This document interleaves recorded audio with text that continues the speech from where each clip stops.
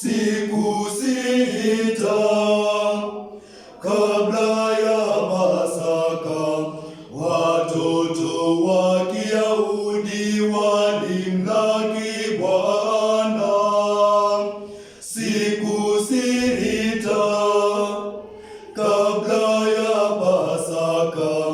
watoto wa Kiyahudi walimlaki Bwana, wakishika matawi ya mitende mikononi, wakiimba wakisema,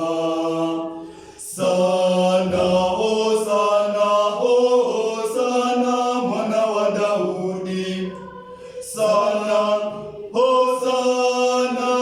mwana wa Daudi, sana hosana, hosana mwana wa Daudi, sana